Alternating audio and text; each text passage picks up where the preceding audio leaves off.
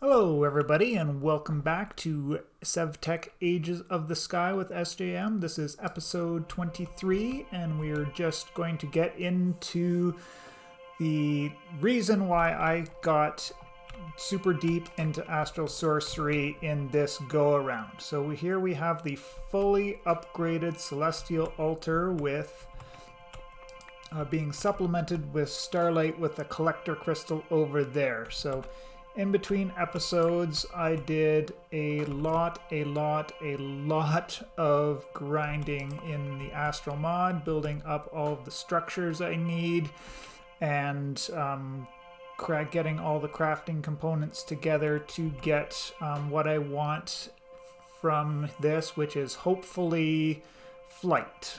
Not necessarily creative flight, but close to flight. So there's another big structure down there. Here's my Mantle of the Stars first version. So now we're going to have to get it set up for the next version. Fish. String and 4 more of those.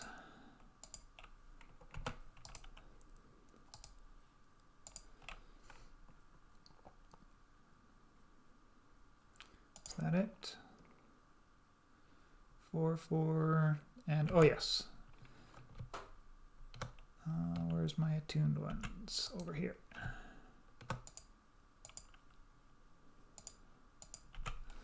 All right, so sorry for there. Gotta concentrate on what I'm doing here. This is the first time doing this craft, so 2, 3, 4. 1, 2, 3, 4. 1 attuned, so this one is attuned to Visio, and then I put my Mantle of the Stars in the middle, and go, go, go. So with the advanced crafting on here, oh, yeah, I need, what do we need? Oh, yes.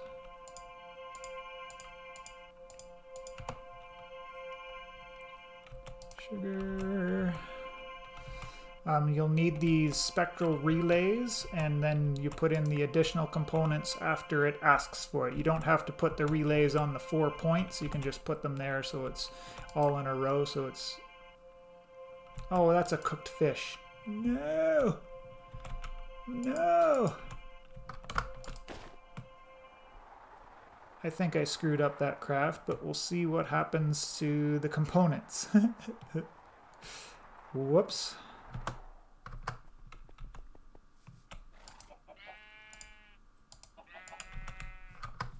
If I can get back there in time. Let's see what happens.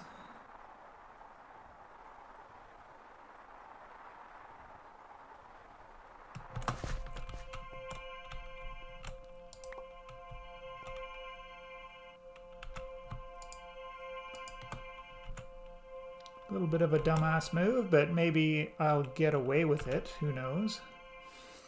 And then the last thing we'll need is the resonating wand attuned.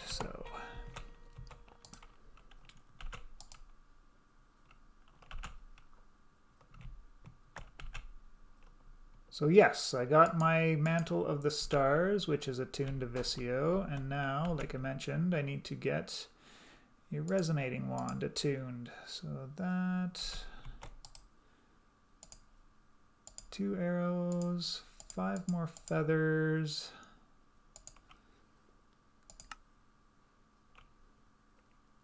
Oh, I need 6 feathers for this.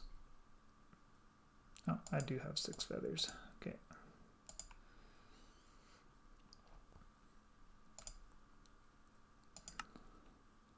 Uh, 2 sugarcane and 4 aquamarine. Where did I put my sugarcane? My sugarcane is hiding on me. There it is. All right. Oh, and that, I thought that got consumed, which is why I made 2 of them. Interesting. Middle, please.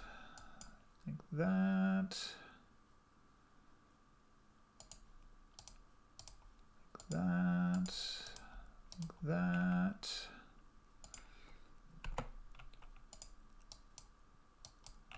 and like that, and I think we've done it. So while this is crafting up, we'll just go over everything. So the first thing you'll kind of need, so yeah, with the coal engine there, it came back from the Twilight Forest. The only one thing I forgot to go over with all these crafting materials was the steel leaf rods, which is just plates, steel leaf plates on the anvil, and the steel leaf plates themselves, just it's hammering out 4 steel leaf through 2 rounds to get the rods there. And then you need to upgrade your tier 2 altar to the tier 3 celestial altar, which required the maze stone and all that stuff. And then you had to change the layout here. It's basically this one without these extra marble bricks here up top. And then to go from the tier 3 celestial altar up to the tier 4 one, the maximum, the iridescent, was we had to get these resonating gems. So these resonating gems come from the Starlight Infuser. So you'll need to make some Starmetal there. Starmetal gets really easy once you get past all of this, and we'll just go over that here in a second or two. So there I went, oh yeah, so making these spectral relays. So to get the Starlight I needed, even to get to the Celestial Altar, I had to build up these little extra star collector things on the side. So these little multi-blocks there, you have to have 4 chiseled and 4 marble arches with a sooty in the middle, a spectral relay, and then you put a lens on top. And these things are perfectly designed so you can actually squeeze 2 in there, and you can share the middle row on it. Now this is kind of bothering. Oh, that's why it's taken so long, because I'm forgetting to put in the extra additives. So yeah, and then so I just kind of, I had 2 at first, and then I had to add a 3rd, and then I actually had to add a 4th at the end to do the craft to get this altar there. I only needed the 3 in order to make the coal engine, so that wasn't too bad in itself there. So going over there, so from after you get the Starlight Infuser, I went for the lens. And the tricky thing in the lens is this engraved infused wood. The engraved infused woods comes from putting 4 infused planks like this. The infused planks come from infused wood. To get infused wood, you just throw a log into starlight in the world, and it actually doesn't even use up the starlight. You can do stacks and stacks and stacks of it if you want, and then from there it's pretty cut and dry on getting everything done. Oh, it's almost too much talking, not enough crafting. Hopefully this will finish up. So I also attuned myself to Visio. This pack, it seems, that has the new updated perks system. So the old system, it was kind of like depending on whatever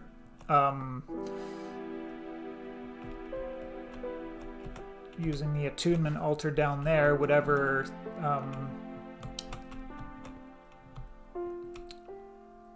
constellation, that's the word I'm looking for, whatever constellation you attuned yourself to had its own set of perks. But in the new system, you get a Path of Exile style layout here, where you can kind of mix and match everything that you want. Now originally I was going to go with Amara, because in the old system that was completely defensive, and these ones over here are somewhat defensive in nature.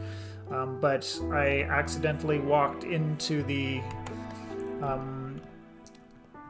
altar when I was doing my my crystals, so that kind of oopsied on that one there. So with the lens, when you get you have to make a collector crystal. So the collector crystal is a big craft in itself. You have to get a celestial crystal and attune it. And for this one, I used a completely maxed out collector crystal. So I had 900 on the size, 100% on the purity, 100% on the cutting. And that alone took this from like here, maximum starlight during the day. I think it might have even been up to the edge there. And this thing gets all the way full during the night. So it does amazing job, and that's why I don't have the lenses in here anymore, is because I don't need any of the extra starlight. I just haven't bothered to take down these the little multi-blocks here just yet. This guy is the reason why you need tons and tons and tons of sooty marble, because it takes a 15 by 15 sooty, so that's 225 sooty marble in that layout. And originally I had this back over here, but it looks like this entire structure has to be open to the sky, because I had it over here at first, which is a little bit underneath there, and these little white particles weren't appearing. So I had to kind of shift this whole thing back out this way, kind of overhanging over the edge there. Finally got these white particles mixing, and then we need these relays to be able to set up the attunement. And I'll just go over that with you here. So inside my altar, or inside my book, I got there by shift right clicking on the tome, and you get inside. So then I had Visio. So Visio is what I was attuning everything to. So if you hold it in your offhand, then you'll get, if it's in the sky. It's not in the sky right now because the little blue marks were the, oh, it is right there. Is it appearing? No, that's me, because I've got the attuned Mantle of the Stars on. Yeah, so you'll have a little blue marks where these are supposed to go, and then that will, when it's all finished, it will glow in the pattern of the constellation. And then you just take your attunement crystal and you can throw it in to there, and it will attune itself. And then this is how, because collecting it back out, I had to kind of get close to it there, and then I accidentally stepped in to it and attuned myself to Visio, which actually turned out not too bad, and I am going to keep it. So let's just see if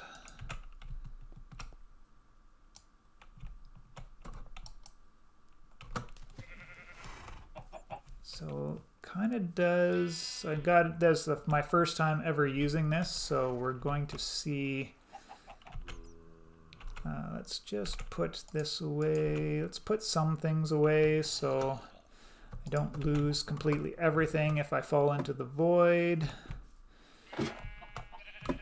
But yeah, I want to see if I can actually get some flight going here. So that goes in here, that goes in here. I ended up with extra feathers, which is weird. I thought I brought enough exactly enough feathers over that I needed.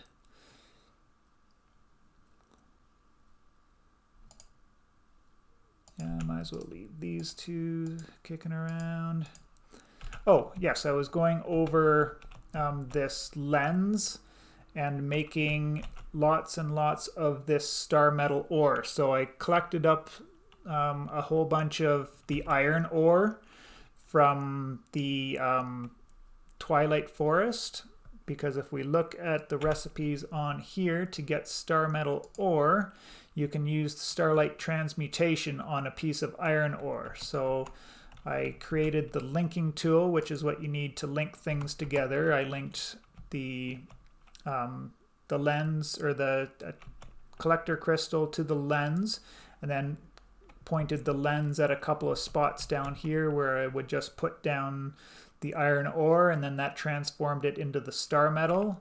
And I actually needed the I needed to make a crystal pickaxe to break it, because my bronze pickaxe wasn't a high enough level to make it, but I need to make this anyways because that's my way of getting nether quartz and obsidian at this stage in the pack, because I don't have any way to collect that just yet.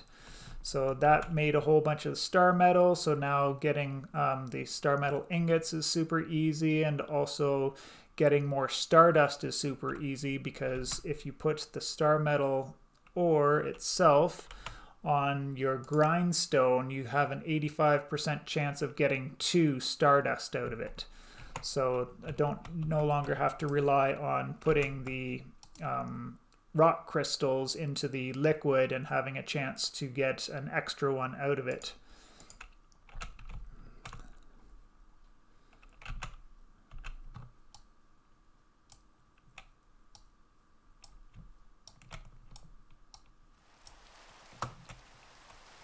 So it's not like it used to be, or at least where I'm from what I watched somebody else do this with, where you kind of just had like literally unlimited flight with it. So maybe it only needs to be night. Maybe it's not working properly because the Visio is not out in the sky. Not 100% sure on it. So I'm just going to go with the tried and true method for now. Just get back to my home island. Actually, it's... No, missed it.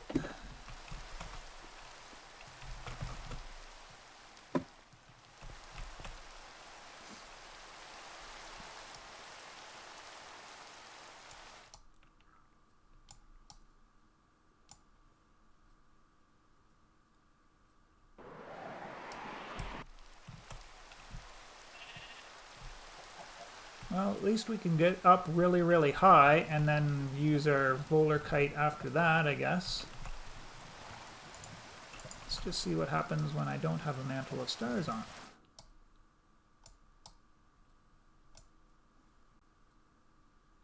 It still works like that, it's just...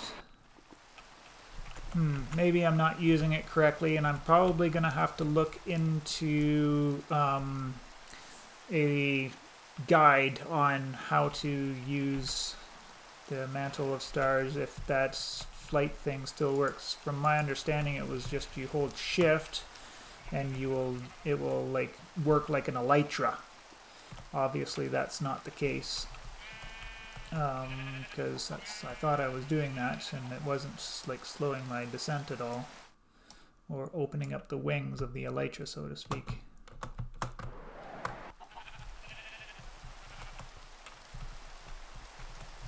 So yeah, that is, did I miss anything along here?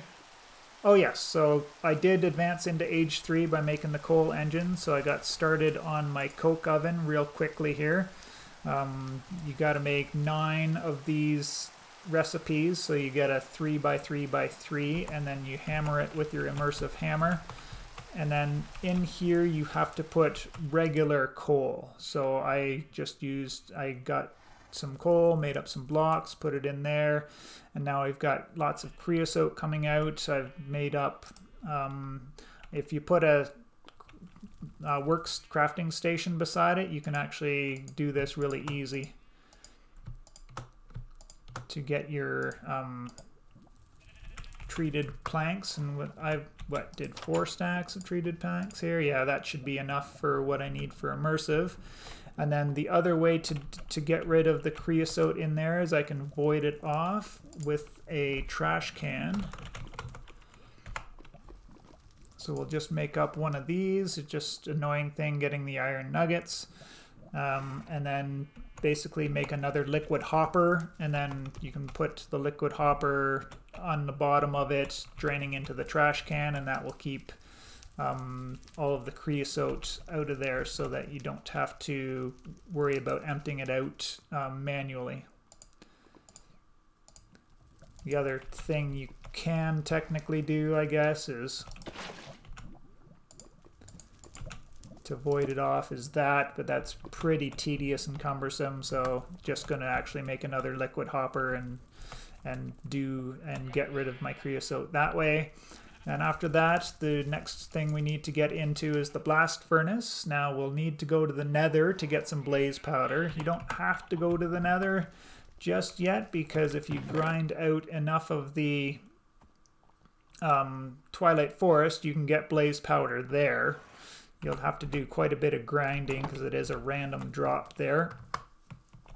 But just easier just to go to the nether to get the blaze powder. Now the nether brick is a complete rabbit hole in itself. So getting nether brick, basically the way you would do it is with the stoked kiln. And then you put unfired nether brick in a stoked kiln, and that's a whole thing, a Better with Mods thing itself. And then to make this nether sludge to cook into the nether bricks in the stoked kiln is another rabbit hole itself too. So you need potash, which is using a stoked cauldron, so you'll need 2 stoked items, and then you just put wood in, or I think sawdust works as well. Yeah, 16 sawdust will turn into a potash. Or the and then the other thing that you need is this hellfire dust. The hellfire dust is used in a filtered hopper. You'll need to put a soul sand in the filtered hopper, and then you throw ground netherrack, which is just netherrack through the millstone, into it. That's super noisy, makes horrible gassed drowning noises, or gassed, yeah, suffocating noises. It's truly horrible and absolutely wretched. Now, the one random drop that I did get from a chest in the Twilight Forest saves me from doing all of that, and that is an uncrafting table. So basically this thing, we just look at the recipe on it. It does take 6 blast brick to make, so you can actually decrease your overall cost of grinding out the ground netherrack and doing all of that process to get your 27 blast brick to make the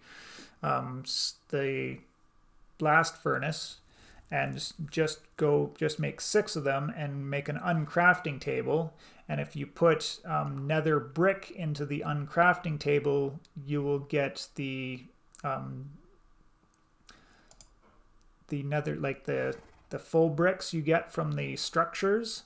You will get the nether bricks out, because that process doesn't work in SevTech, but with the uncrafting table you can. So that's a super lucky drop that I got from the Twilight Forest there, and super happy that I got it. So drying out a whole bunch of salmon that I've been getting from all of the grinding that I did with my strainer base here. I made a bait pot that just gets me a little bit more efficiency out of my worms, but also I've gotten tons and tons of fish, and so I eventually pulled a bunch of it out and did a bunch of drying. So the salmon is the only one that benefits from the drying, otherwise all the other fish is better if you just cook it up. So I've got so much food at this point in the pack, I don't know if I'll need any more at all, but we'll continue getting it and getting there, I guess.